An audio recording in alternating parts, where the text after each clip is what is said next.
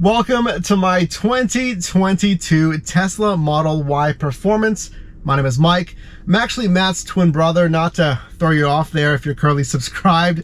Here on Frunk to Trunk, he's got a Model 3, I got the Model Y, so plenty of content here coming.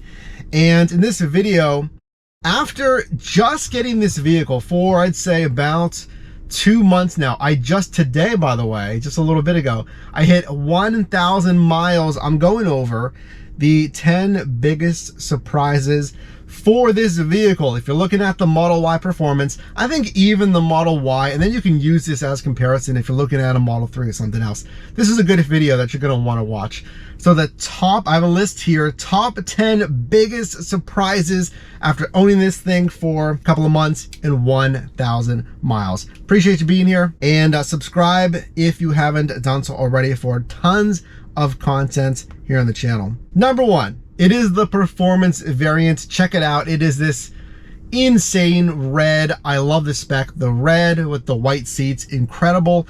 Surprise number one, you kind of think like it's not a surprise, but it is that the acceleration is stupid fast. And you're like, dude, it's a performance. Like, no, this thing is stupid fast. If you don't know, 0 to 60 in 3.5 seconds, it is unreal. I mean, we got performance tires and brakes, and we got that sport tuning with the acceleration. That was a big surprise. And Matt's tried it. He has a standard range plus Model 3, and even he said the difference in acceleration is astounding. And it is. Drive safely, of course, but the acceleration is something else. You'll love it. Well, actually, number two, speaking of things that you'll love, and something that I am getting a ton of use out of, is Sentry mode. So of course I can run Sentry mode here in my apartment complex. I do it basically anywhere, and I advise that you do it anywhere, just in case, even in an apartment complex for your fellow residents, I'd run Sentry mode. So if you happen to not know, Sentry mode uses all the cameras in the vehicle. It's recording the entire time on all cameras as long as you got Sentry mode going. So I run it basically, yeah, all the time. It does drain a little bit of battery, but it's worth it. It doesn't drain a ton of battery, and nothing crazy, but I had one person like touch the vehicle walking by the front hood, just kind of touching the shiny red Tesla. Other than that, it's good peace of mind, just for protection. If someone does door ding ya, accidents, whatever, you can actually refer to Sentry mode. It is a must-have, and I love it. So it's a great surprise how good it is. Number three, here's the complaints, because most of these are positive, but you're here to get like actual unbiased, well, as much as I can be, info here. Number three, it's gonna sound funny, but the auto windshield wipers are kind of hit and miss. And look, I know you may be thinking like, dude, like, why are you so nitpicky? Well, I'm here in Pittsburgh, and we get a ton of rain, as it were, so windshield wipers is very important. And I say they just don't work perfectly. So if I use auto windshield wipers, and it's kind of like that misting, slow rain, the first setting, there's 1, 2, 3 in auto. The first one's still kind of too fast. And then auto, what I've noticed with auto windshield wipers on this is it'll just blast them. I mean, it's like moderate rain. It'll blast them super fast. And then I guess like the sensors or whatever, it's like, oh, it's not that fast, and it slows down like eventually. So again, one's too fast for like slower rain, and then it kind of takes a second to adjust. And then if you speed up, it thinks you're going, you know, faster. It'll, you know, it kind of lags a little bit. I know, not a huge deal, but it was a surprise for me. Number four, it's a Tesla. We got to talk about Autopilot. Kind of like what? The acceleration. Similarly, Autopilot is shockingly good. And I know there's like, what, I don't know, millions of miles or whatever it is at this point with Tesla documenting Autopilot. I mean, I'll tell you this, if you're considering a Tesla, it comes, you know, standard with basic Autopilot. And I'm betting you're gonna do what I did. I'm like, you know, all right, am I gonna trust this thing? You double tap down twice on the right stalk, like, all right, here we go. It does the chime, and you're in Autopilot. It takes a little to get used to, but I'd say probably a week and a half and you'll be good trusting it fully. Now, I mean, obviously you have to pay attention, you have to have inputs on the wheel, what have you, but it's very good. Now, I mean, I've used it on, you know, suburban roads, the parkway, so, you know, the highway roads, and yeah, it's been solid. Obviously, you know, it's not perfect, of course, and I think you know that, but it is shockingly good. Number 5, well, you have 2 options. You go black interior or white interior. Let's talk about it. White interior, I love it. I think it's the move. It's, you know, a bit more of a premium. You got to pay for it. The surprise isn't like, you know, how to clean it or whatnot. We have products actually linked down below in the Frunk to Trunk Amazon storefront. It's an affiliate storefront, but check it out. Best accessories for like a whole bunch of stuff for your Tesla. You want to see that. You want to click that after this video. But the surprise is thinking about tint if you're getting the white seats. So, I mean, think about it. White, it's just amplified and reflecting all this sunlight. I mean, you can see maybe the sunlight coming in here. We finally have some good weather here in Pittsburgh, but I digress. So the sun's, you know, kind of bouncing around in here. It's reflecting off these, you know, white seats. So I just got my tint done. I'll show you a picture before. Look at the windows. The back windows are factory tint from Tesla. No UV protection. It's just a cosmetic, I think we'll call it. Cosmetic tint for aesthetics. And here is the vehicle after the tint. So I did 15% tint all around. Front windows, the passenger, both windows, and then the rear glass. Most tint shops aren't going to do this continuous piece right here. They just do that very back piece on the hatch, and it's all 15%. And I got to tell you, it kind of behaves like 20%. So I have a Volkswagen Passat, and I did 20% all around on that. It's got a black interior. It's very nice and dark looking, and it gives you that privacy that you might want if you want to go a little bit darker. So because of these white seats and because of that, you know, sun really bouncing around here, I went 15%. I think it's very good. It's a good balance of, can I, you know, see out at night? Can I safely navigate? And the privacy that, you know, if you want tint, that you'd be looking for. Number 6, we'll talk about range here. As a new Tesla owner, 1,000 miles in, I was a little surprised how the mileage can take a hit. So the performance variant, you get a little bit less range.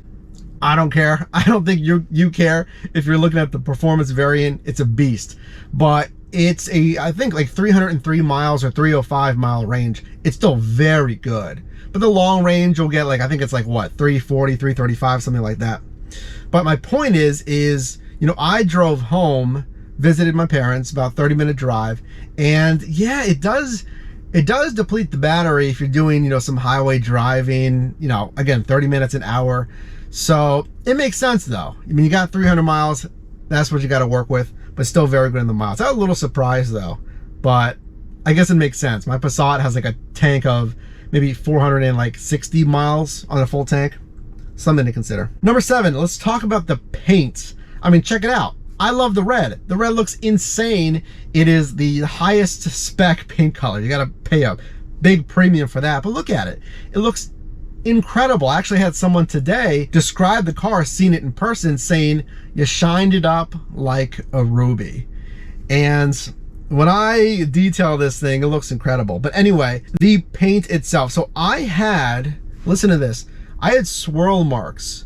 You know, those really fine swirl marks on the paint on this driver's side above the handle. Now, I follow best practices. I think you should too, if you can. I hand wash this only hand wash this with always laundered microfiber towels from Chemical Guys. Again, check the link down below. You're gonna wanna get some of this stuff. You wanna take care of your Tesla. Hand wash, clean, 4 different microfiber towels, you know, no cross-contamination, not touching the ground, etc. So I was wondering, why do I have my swirl marks on a brand new Tesla? So I actually just got this Tesla completely PPF'd, paint protection film, around the entire vehicle. And the shop said that most likely actually came from the factory. So there's a lot of Q&A, But, you know, with the transport, maybe the inspection, the dealership gets it, maybe someone, you know, just leaned against it, whatever, with a jacket with zippers or something like that. Something might have happened there. But they didn't think it was from me based on how I washed the car. And I continue to wash the car the same way, and I have, you know, no swirl marks using that hand wash method, which again is the way to go, especially using the Chemical Guys products linked down below, because I mean it's like top-notch product, so I would go with that. Number 8, the style. Let's talk about it. I mean, I had one person said that they thought the style was boring. I love the minimalist. I love the minimalist style, and you know, I get it. Style's subjective, so it's completely fine. But in my opinion, you're looking at a Tesla, I think the style's insane. It's super modern, it's super clean, it's super minimal, just like this interior. That is exactly what I'm going for. That's the aesthetic that I like, maybe that you like. Now, I'll say the surprise factor here is how much better it looks than other EVs. Again, in my opinion, I've seen all the other ones, you know, the Mach-E, the ID4, the Ioniq. I'm trying to remember all the names, but the only one that really impressed me on the road, again, this is subjective, is I saw an ID4, and that actually, you know, quotes kind of turned my head. I thought that looked very good. But again, you know, hey, we're looking at Teslas, and again, completely subjective. Number 9, the Überturbine wheels, because again, we're talking about the performance Model Y, right? 21-inch, crazy, like a carbon gray Überturbine wheels. The surprise here is, yeah, it is a rough ride. And I mean, again, here in Pittsburgh, we got so many potholes with the hot, cold weather.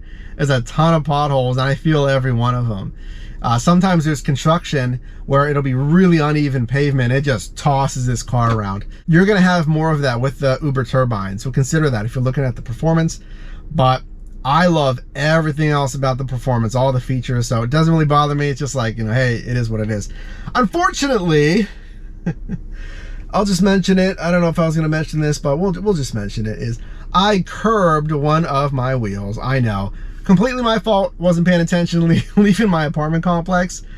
I mean, it can happen with any vehicle. Just pay attention when you're driving. I'm already getting the quotes to get it fixed. But those precious Überturbines, just be careful out there. Number 10, Matt said the same thing about his Model 3. I'll say the same thing about this Model Y. I was surprised on how little I am using and probably will use the Frunk, the front trunk. I don't like that it's manual close. I just feel like it's more prone to damage. You know, it opens, it pops open, and, well, it actually opens. No, you have to open it manually. It does pop open. You got to go out, you got to open the thing manually. Then you pull it down, you got to close it manually. Both hands on either side of the Tesla emblem. That's in the owner's manual, just in case you didn't know. I don't know, there's something that feels a little bit more fragile with that mechanism versus the auto open and close with the trunk. For the price point, I absolutely think it should be the same way. Automatic open and close on the Frunk. 100%, I think they should add that. Long-term storage, maybe an emergency kit you could keep up there, but because of that mechanism, and I mean, I don't want to put fingerprints and stuff on my hood. That is, again, a surprise there. Number 10, never mind, that was using the Frunk, so I guess we're into the bonus round. Number 11, the bonus. Let me tell you this, if this dies, you're done. And I learned this the hard way. If your phone dies, which is the key to your Tesla, you are done. You cannot get in your Tesla unless, as you probably know, you have this, your physical key. The dealership's gonna give you 2 when you take delivery of your vehicle. 2 of these physical keys. You have to always keep it on you. Put it in your wallet, your purse, your bag, not in the car. Not in the car. Just keep it on you, because I was actually up here filming my, you know, the first video for the channel here.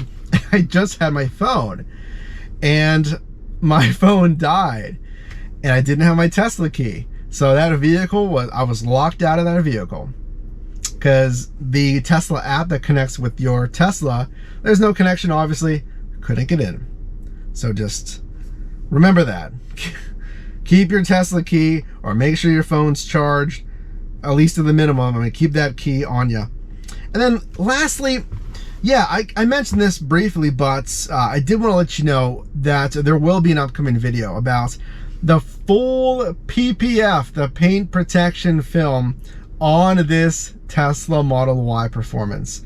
Again, paint protection film, it's a clear, I don't know the word for it, you know, whatever, polymer compound. It's a clear film, right? Not sure exactly the name, but it's a clear film, goes over the paints on top of everything, the body of the car, and protects that paint underneath. So if something hits it, a rock, whatever, if it does scrape, mar that PPF, most likely it's not going to get down to the paint. So you can replace PPF and not have to worry about, you know, any paint correction and stuff like that. So in that video, I'm going to go over how much was it worth it if you should just do a partial PPF, maybe the front of your vehicle. I did the entire thing, so all painted surfaces.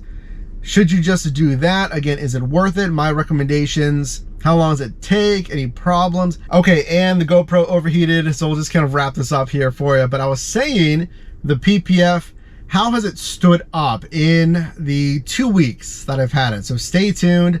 Tons more to come on this Model Y Performance. And hey, if you got value in this video, can you do us a favor? Can you drop a like on this? Click or tap the screen for more videos from Matt and I right here on Frunk to Trunk. Subscribe if you haven't subscribed already, and we'll see you in the next one.